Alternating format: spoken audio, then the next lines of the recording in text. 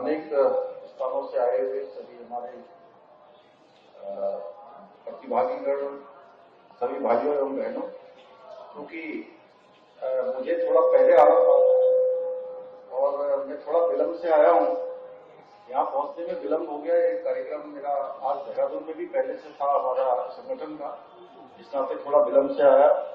मैं आप सबके बीच में आदमी भाई साहब ने अभी इसका समापन कर दिया है, लेकिन उन्होंने मुझे आदेश दिया कि आप सबको शुभकामनाएं करूं। मैं सबसे पहले तो आप सबका, मैं देवभूमि उत्तराखंड से आया हूं, मैं आप सभी का अपनी ओर से स्वागत करता हूं, अभिनंदन करता हूं।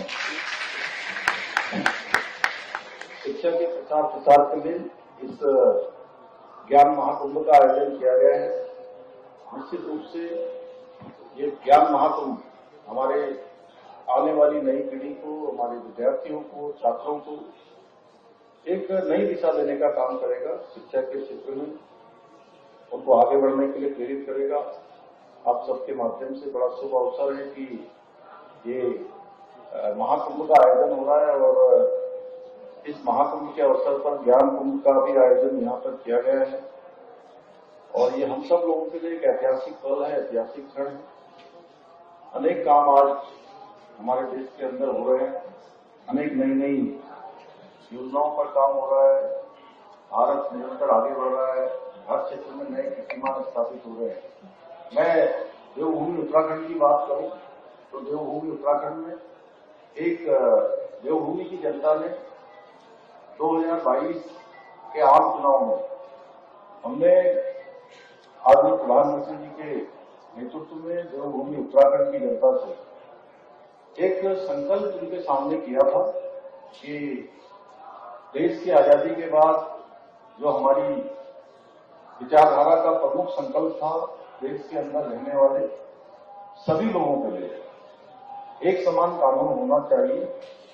और भाइयों बहनों, मुझे आप सबके बीच में आज बताते हुए खुशी हो गई कि हमने जो संकल्प लिया था, जो वचन देवभूमि उत्तराखंड की जनता को दी थी, वो हमारे संकल्प हमारा पूरा हुआ। हमने जो एक तरह से वायदा किया था, अधिकांश ये होता है कि चुनाव के समय में राजनीतिक दलों के द्वारा पहले एक ऐसी परंपरा थी कि वायदे किए जाते थे लेकिन पूरे नहीं होते।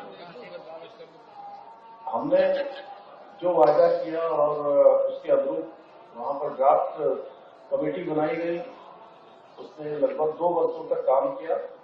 करने के बाद उन्होंने ड्राफ्ट सरकार को दिया, हम विधानसभा में विधेयक लेकर आए और विधेयक के बाद उसका एक्ट बना। एक्ट बनाने की कमेटी ने भी काम किया, एक्ट सरकार को दिया गया। उसमें बहुत लंबा एक काम होता था कि अनेक अनेक विभागों को उसमें काम करना था।